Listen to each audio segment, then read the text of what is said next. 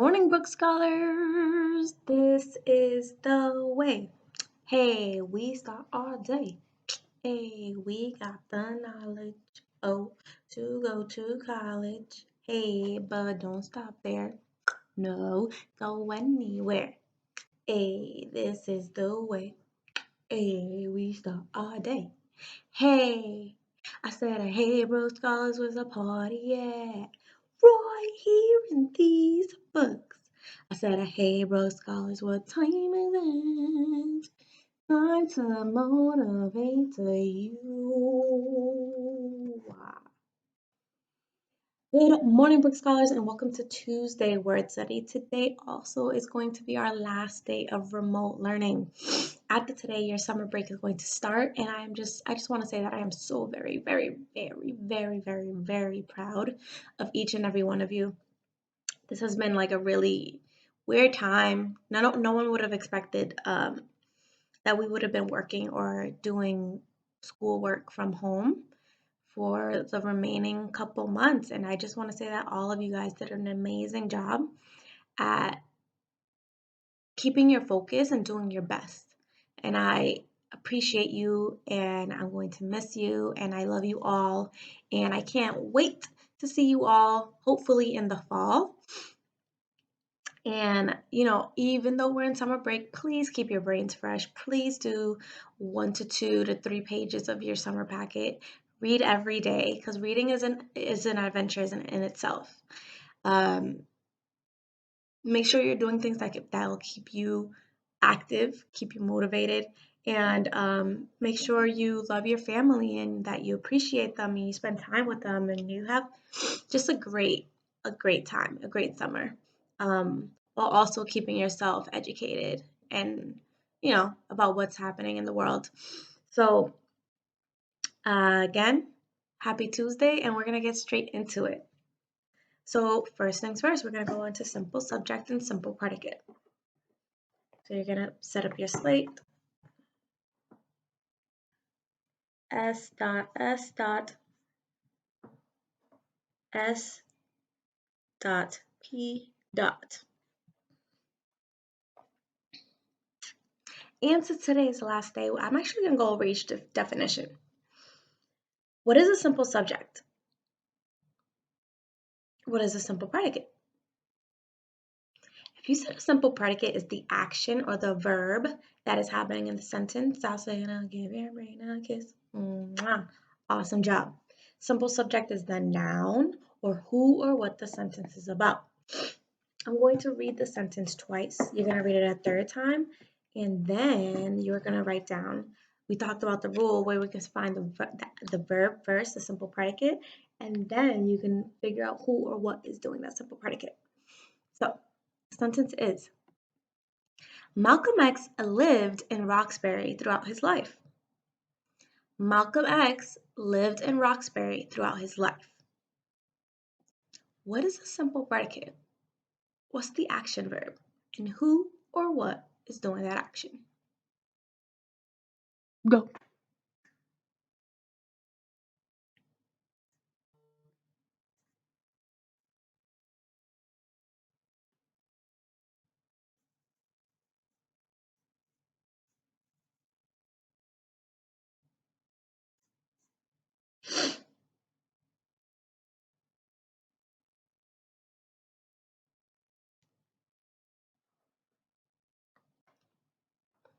Alrighty, friends, I have figured out the simple predicate and the simple subject. Hopefully you have too. If not, pause the video and we can go over it together. If you said that the simple predicate or the action verb is lived, I'll say, give your brain a kiss. Mwah. Awesome job. And who or what lived? Malcolm X. So Malcolm X was a civil rights activist, and he actually lived in Roxbury. And Roxbury is about, I think, maybe like 2 cities away from Rosendale, away from our school, or 2 neighborhoods, I should say. And Ms. Vargas actually lives in Roxbury. Right now I'm in Roxbury, and his house is like 3 to 4 blocks up from me. The house that he stayed in when he was younger. Anyway, If you wrote the action or the simple predicate was lived, great job. Who or what lived in Roxbury? Malcolm X. Next up, we have dictation. Today not dictation, we have more grammar. Today we're gonna find nouns, and I feel like nouns, I love finding nouns because they're a little more straightforward. They're a little more easier to find because we know that nouns are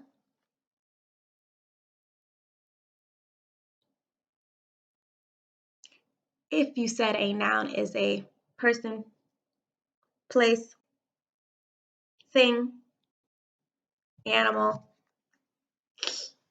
or an idea, I said, give your brain a kiss. Mwah. All right, so let's set up our slate. We're going to write nouns.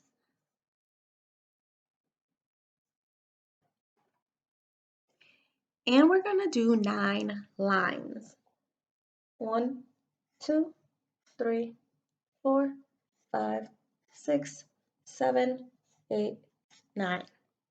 3, 6, 9. Again, 3, 6, 9. Awesome. So I'm going to read the passage, and when I'm reading the passage, I want you to be thinking about nouns. Can you identify, can you figure out, can you hear any people, places, things, animals, or ideas? Okay. Superheroes are made up of a ton of common traits.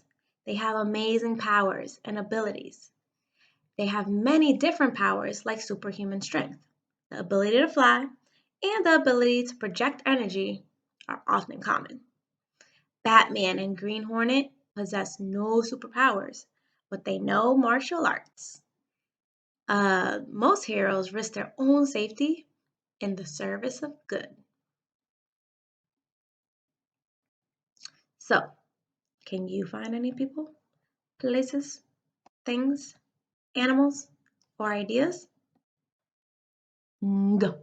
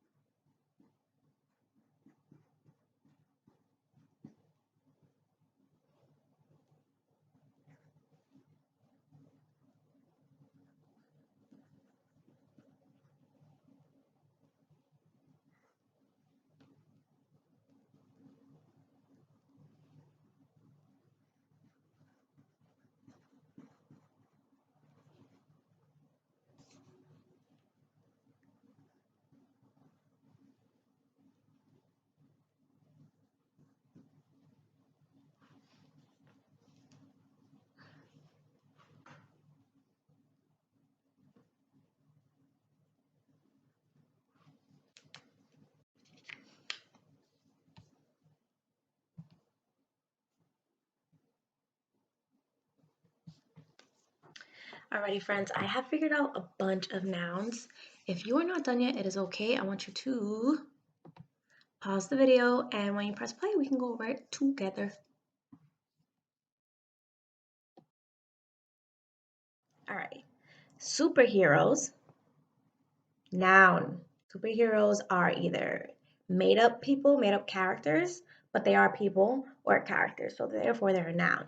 Are made up of a ton. To have a ton of something, like a ton of candy, um, is a noun. Traits. When you have a trait, that's an idea. Like if you have a trait of being a great artist, that's a noun. They have amazing powers and abilities.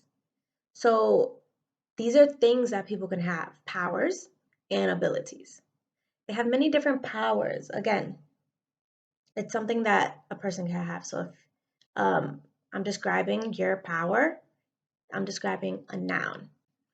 Like superhuman strength, the idea of having strength is a noun. The ability, noun, to fly, and the ability, again, to project energy. So energy is a thing.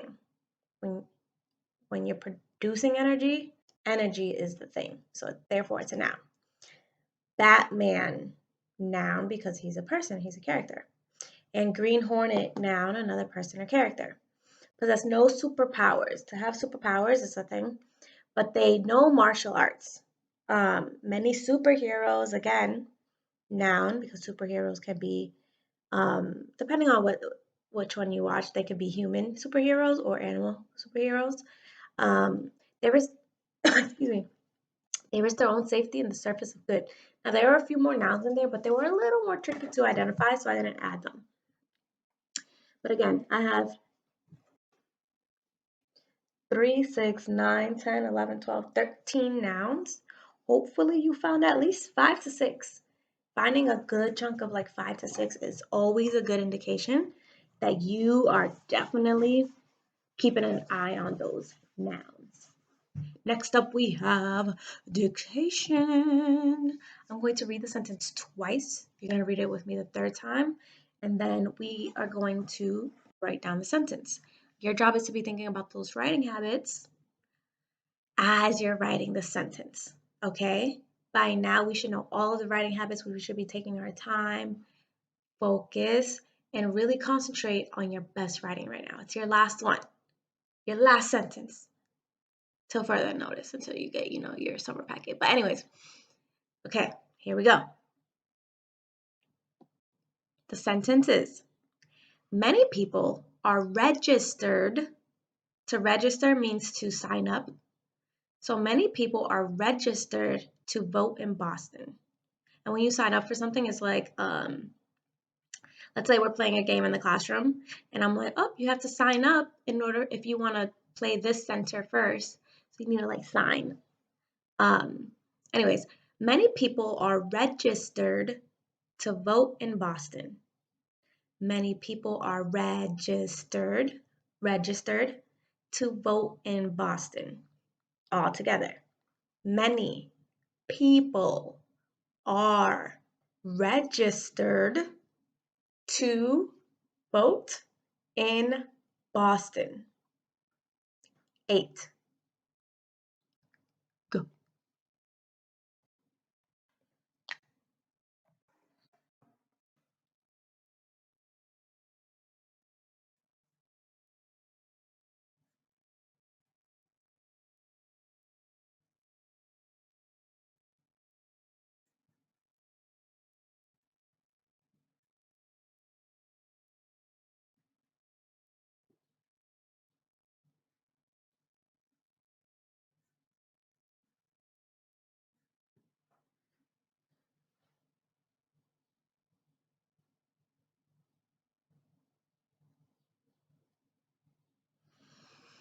All right, friends, I have finished my sentence. I went over my writing habits. If you are not done, it is okay. Please pause the video and take your time, especially with those tricky words like people, registered, and Boston. Um, and when you press play, we can go over it together.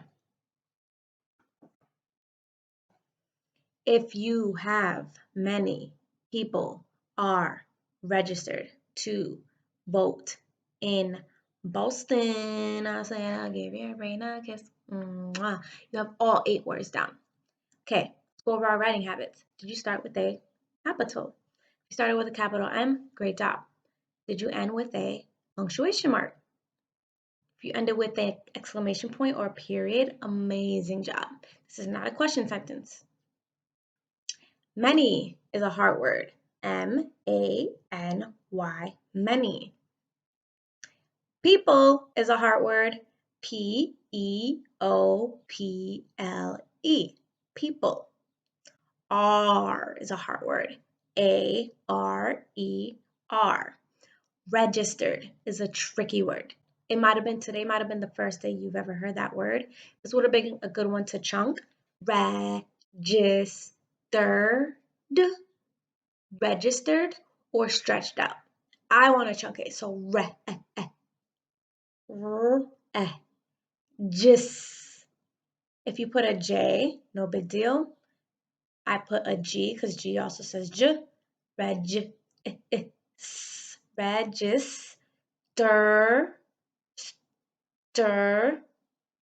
T-E-R, and then E-D. Registered, because E-D says T or D. Registered. Now, if you wrote a J, no big deal. I have registered to vote before, so I know how to write the word, and I know what looks right and sounds right is R-E-G-I-S-T-E-R-E-D. Registered. Two, heart word, T-O-2. Vote is not a heart word, but you could have definitely stretched that out. Vote. And what's going to make O say the long sound? Magic E. Vote. Vote. In, heart word, Boston. Chunk it. Boss. Ton. Boston. Boss. That's my first chunk. Ton. Boston. Now, if you wrote it T-I-N, like Boston, depending on your accent, that's okay too. But I know the way that it looks right and sounds right is this way. B-O-S-T-O-N, Boston. Now, why is the B in Boston capitalized? Hopefully you said it's capitalized because it is the name of a city. And we know that names are proper nouns, therefore they are capitalized. Alrighty, friends. So this is dictation for the day. Hopefully you did an amazing job. And I will love to hear from you guys during the summer, even if it's just to tell me an accomplishment. If you lost a tooth, if you just miss me, definitely please reach out. We're here for you. We love you. And we are very proud of all your work. And we can't wait to see how you guys do in the 2nd grade. And I really hope you take the summer to be with your family, like I said, and maybe learn a new trade, learn something new, do some puzzles, maybe go to a protest, a peaceful protest, or just learn about, what's going on with, the updates with police brutality or COVID-19. These are all 2 very serious things that are going on in the world right now. So just ask your parents questions if you're curious, okay? Or if not, just call me and I will gladly help. I will gladly answer any questions that I can. Again, I love you guys and I will see you guys soon. Bye. We love you. Bye.